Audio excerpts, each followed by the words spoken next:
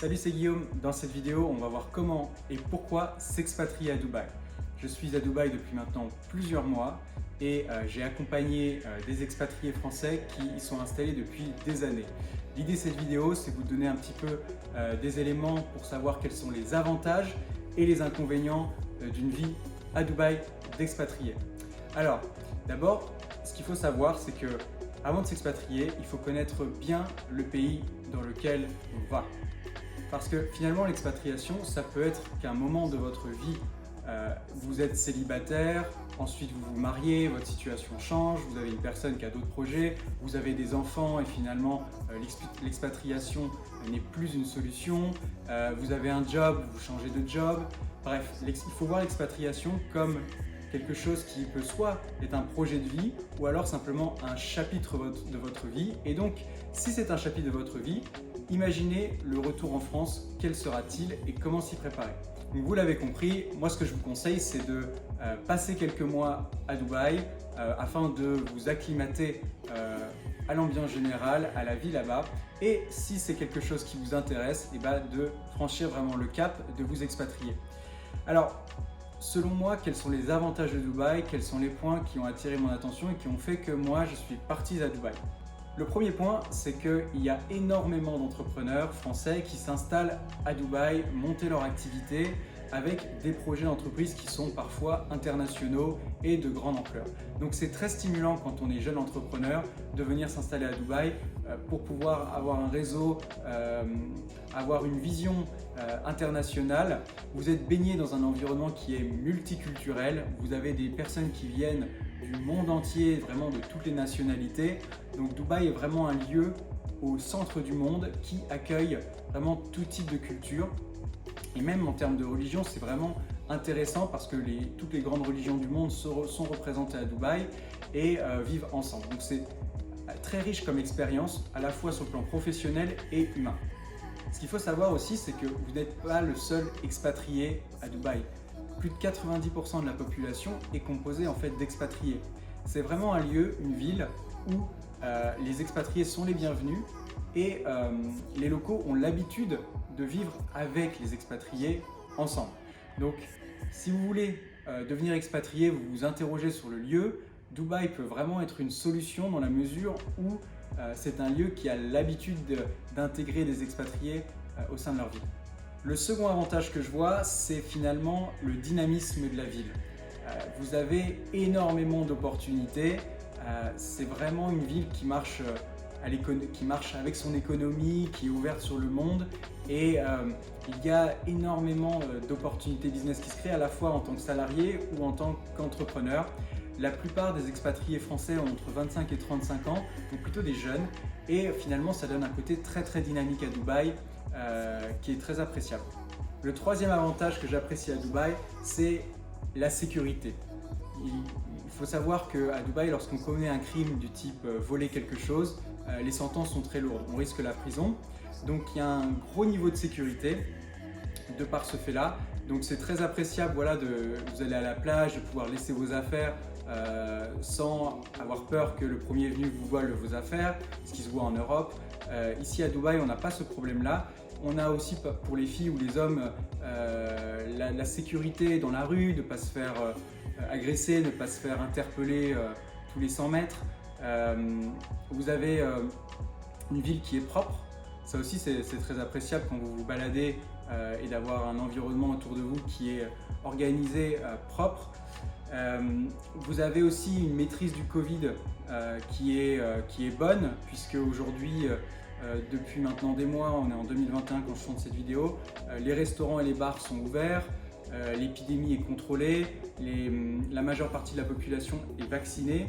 Bref, la crise a été correctement gérée et les mesures sanitaires ont été prises. Le quatrième avantage, c'est bien sûr les conditions de vie. Vous le voyez, il fait beau presque toute l'année, c'est très rare qu'il pleuve. Il y a des températures qui sont douces. Alors c'est vrai que l'été il fait chaud, mais les infrastructures sont équipées pour pouvoir vivre dans ces conditions-là. Il y a la clim un peu partout. Vous avez la mer à proximité. Bref, le cadre de vie est propice à ce que vous soyez en bonne santé, de bonne humeur le matin quand vous vous levez.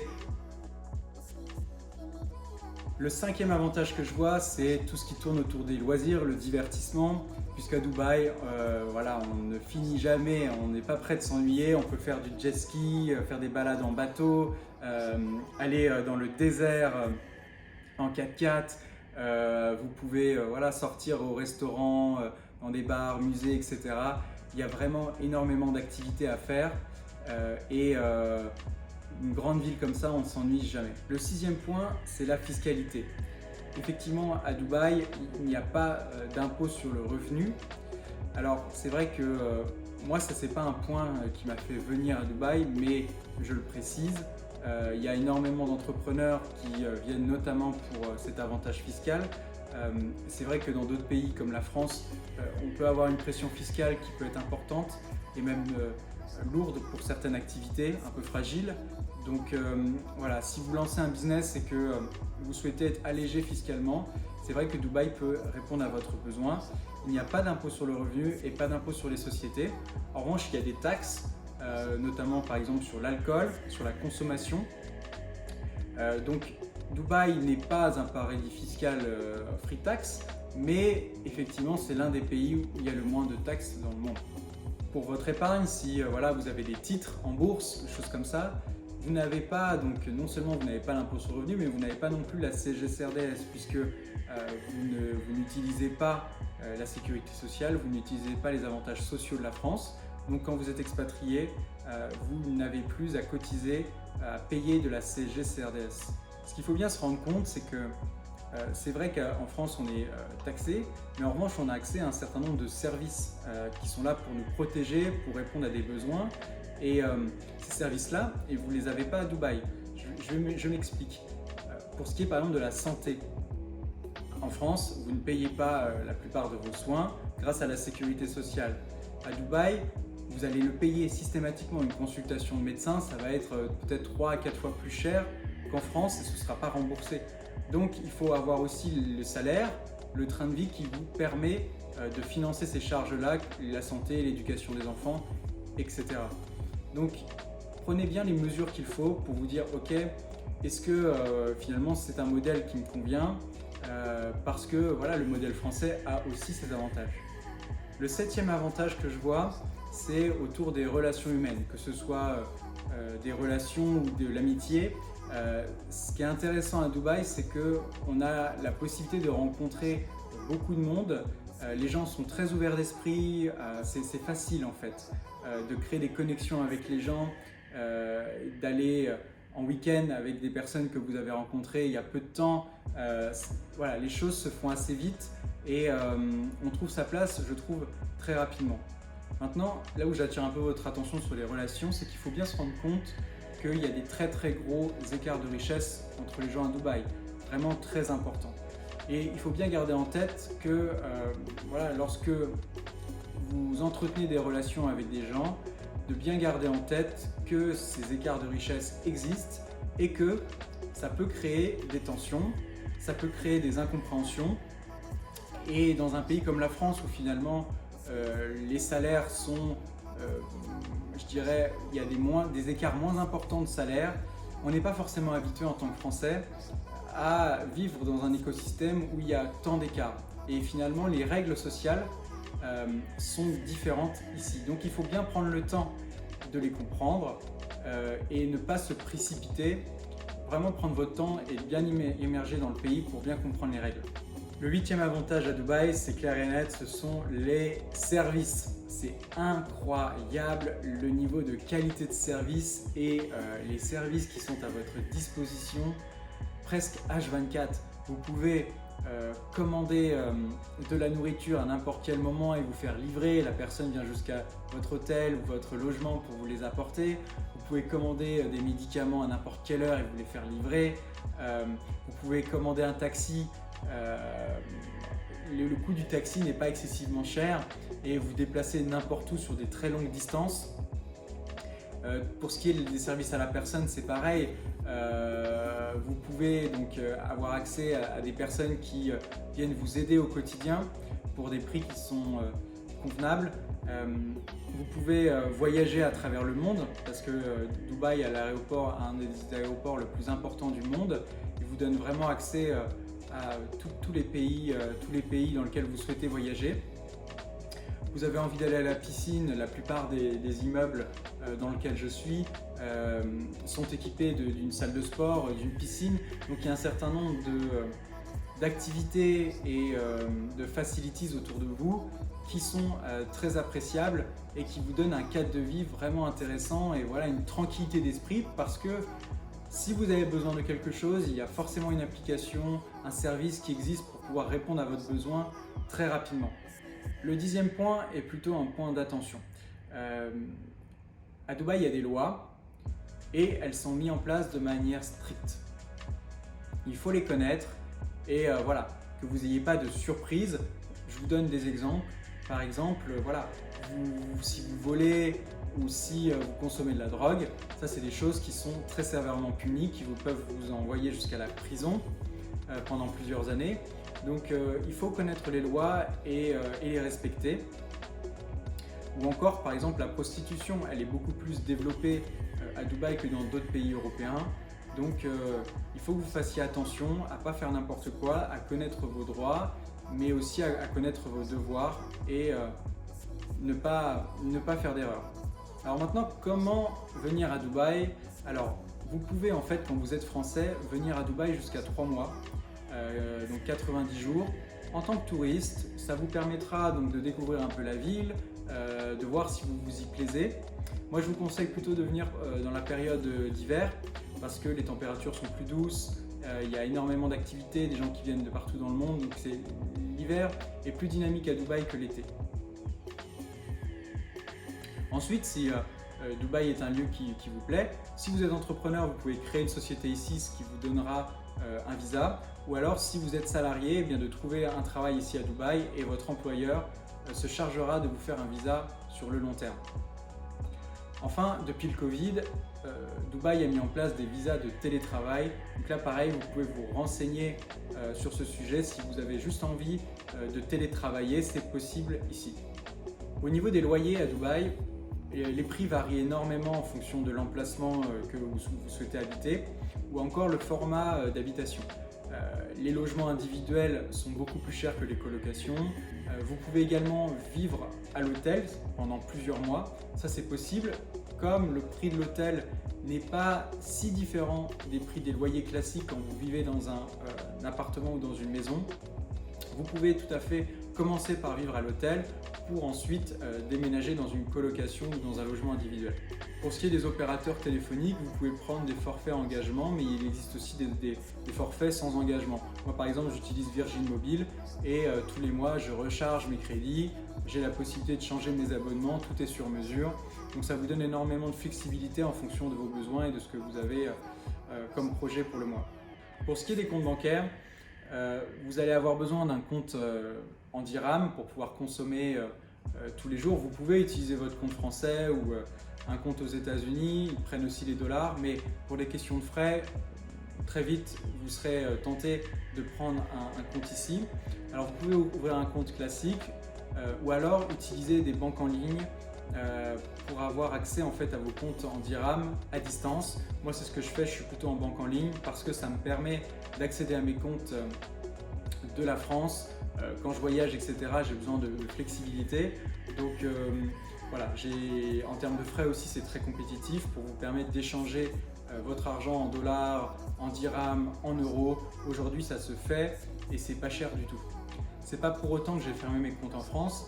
Je garde ma banque principale qui est Boursorama Bank, qui me donne accès à une carte premier et des services intéressants pour ce qui est de l'achat de billets ou de choses comme ça.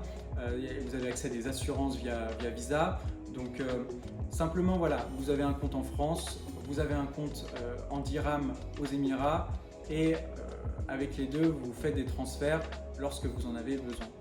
Alors je vous ai listé quelques applications mobiles qui sont pour moi incontournables quand on vit à Dubaï. La première c'est Careem, qui est un espèce de Deliveroo, Uber Eats, Uber, etc. qui concentre un certain nombre de services et qui est une application locale. Donc elle fonctionne très bien et elle répond à beaucoup de besoins. Vous pouvez commander par exemple un taxi, commander de la nourriture. Je vous laisse découvrir un peu l'application, elle est pour moi incontournable, il faut l'installer. Ensuite, vous avez tout ce qui est Deliveroo qu'on connaît bien, InstaShop, Zamato. Pour ceux qui aiment faire du sport, vous pouvez télécharger ClassPass qui vous permettra donc d'aller dans des salles de sport, avoir des cours particuliers ou des cours collectifs sur du yoga ou des choses comme ça. Avant-dernière application mobile qui me semble incontournable, c'est WhatsApp. Vous n'imaginez pas à quel point WhatsApp est utilisé ici, que ce soit à titre particulier quand on a envie de discuter avec les autres, comme il y a beaucoup de gens qui viennent et repartent, ils n'ont pas forcément des numéros émiratis et donc le moyen de communication universel c'est WhatsApp parce que vous ayez un numéro anglais, français ou émirati, finalement on a tous WhatsApp d'installer et ça nous permet de communiquer entre nous. Et même les entreprises aujourd'hui utilisent énormément WhatsApp. Vous voulez commander une voiture, et ben, l'entreprise elle va avoir WhatsApp et vous allez pouvoir la contacter. Vous êtes en France, vous pouvez la contacter pour lui demander quels sont ses prix et booker des choses en avance. Les hôtels c'est pareil. Vraiment WhatsApp est un outil qui vous permet de faire beaucoup de choses à Dubaï sans être finalement ici.